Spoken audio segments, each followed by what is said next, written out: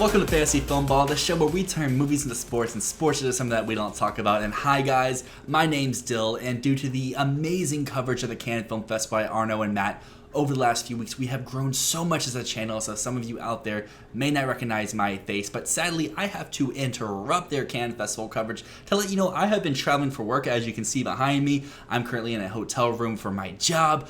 But during my work trip, I did have the opportunity provided by Warner Brothers to attend a critic screening of Furiosa, a Mad Max Saga, and I had to tell you all about this film. This installment stars Anya Taylor-Joy taking over the mantle for the wrongfully Oscar snubbed Charlize Theron as a younger version of Furiosa.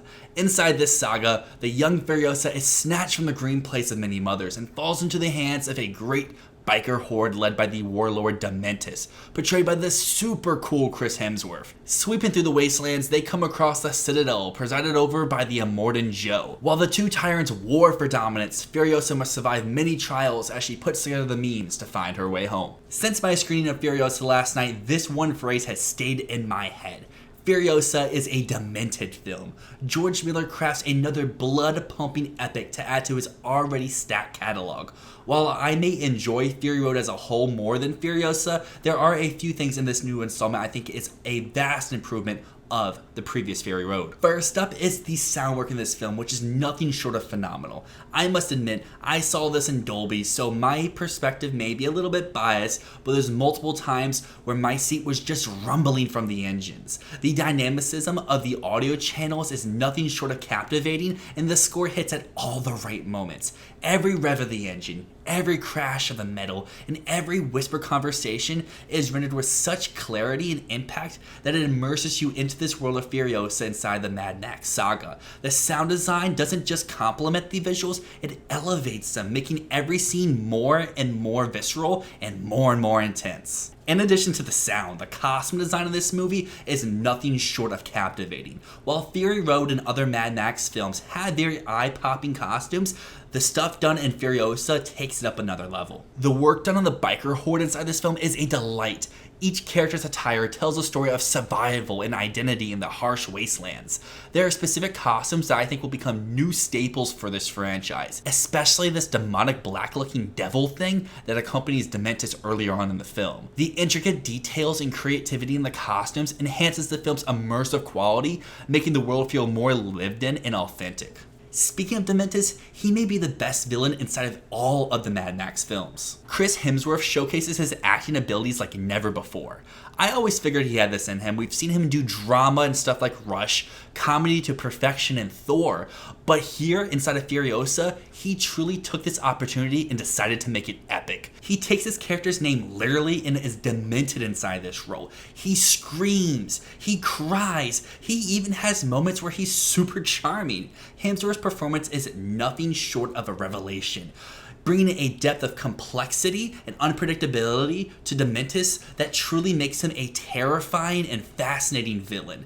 His portrayal is a masterclass in villainy, blending physical intimidation and psychological complexity. However, we cannot talk about characters without discussing the titular role. Anya Taylor-Joy embodies Charlize Theron's Furiosa inside this film. While she is not present in the first third of the saga, once she is introduced, she captivates my attention. There are specific moments where Anya sounds identical to Charlize, and once her head is completely shaven, they look identical as well. Taylor-Joy's performance is both a tribute to Theron's iconic portrayal and a fresh take on the character, bringing new layers of vulnerability and strength to Furiosa. Her transformation throughout the film is compelling, and she commands the screen with intensity that matches the action. So far, I have mentioned so many positive things about Furiosa, but no film is without its faults. And the biggest issue I have with this movie is the pace. There's about an extra 30 minutes inside of this film that Fury Road does not possess, and you can kind of feel those at certain moments. However, to spin this around in a positive direction,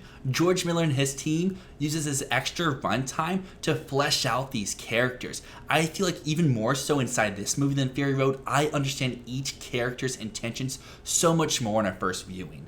In addition to the pacing, another issue I had with Furiosa was the makeup work, especially on the War Boys.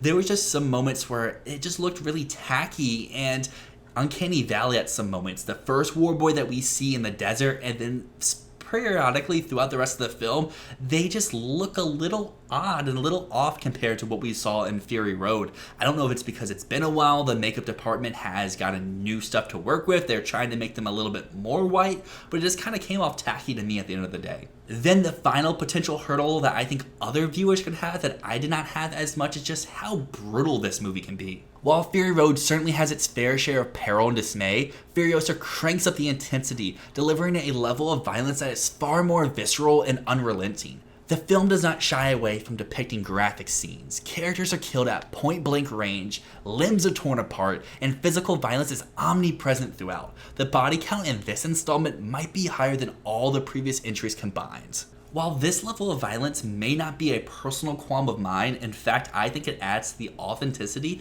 and intensity of the narrative, I can see for other people how this could be a point of contention. Some viewers might find the unrelenting nature of the violence just to be overwhelming and gratuitous. It pushes the boundaries of anything that we've seen in a Mad Max film before, and it could potentially alienate some of those viewers who are more sensitive to graphic content. But to conclude, I'm giving Furiosa, a Mad Max Saga, a very strong 8 out of 10. This was a great time with some amazing technical craft work, including one of the best action set pieces I have seen in years.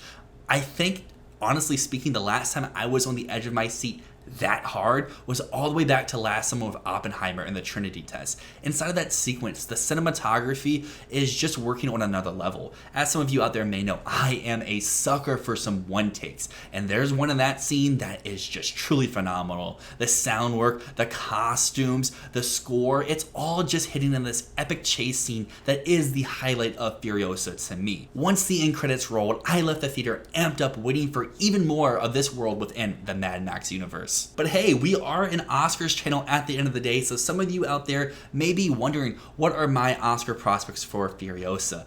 As some of you may remember, all the way back to our way too early Oscar predictions, I was very bold. I predicted 0, you heard it right, 0 nominations for Furiosa. It wasn't because I was expecting this to be a bad film, to flop, to tank, any of those things. It was more just Warner Brothers. They have so much on their slate this year. They have the already proven Dune Part 2. They have the future juggernaut that is Joker Folia Duh.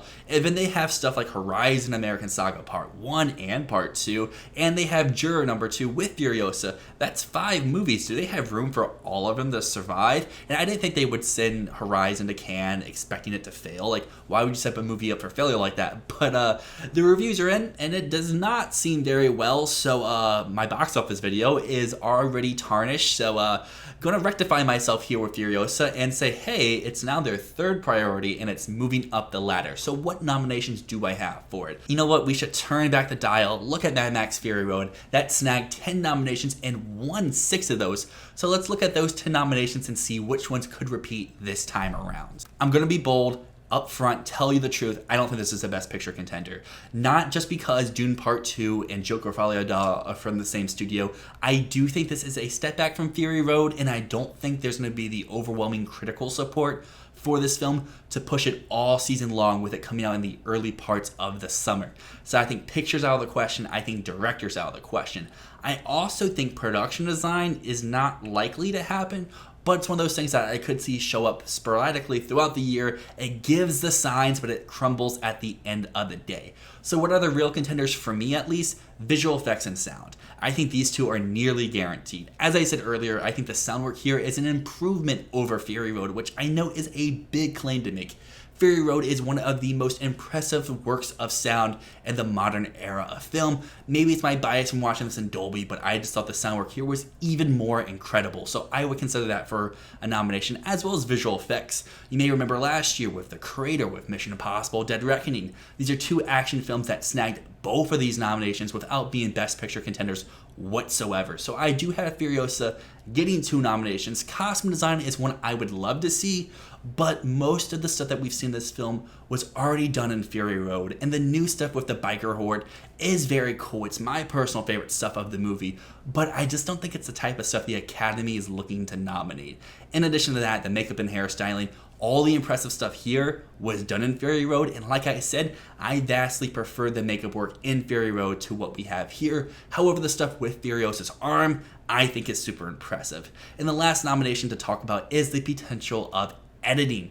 Editing is one that you don't need a Best Picture nomination to always get. These action films can overcome that hurdle, but as of recent, you really do need to be a Best Picture nominee, and if not a Best Picture nominee, right on the outskirts looking in, which I don't think Furiosa is going to be a top 12, top 13 movie in the race. So at the end of the day, like I said, I have Furiosa snagging 2 Oscar nominations. You may say that is low, Dylan, you need to bring it up even more, but what I will say is this time yesterday, I had it for 0, so I'm moving up at least a little bit. Furiosa and Mad Max Saga will be distributed worldwide by Warner Brothers in theaters nationwide this Friday, May 24th. And please share your thoughts down below in the comments for this movie when you have the opportunity to see it. I absolutely love hearing what everyone in our community has to say, because the beauty of film is the divisiveness of it all. Just because someone loves something doesn't mean that you have to.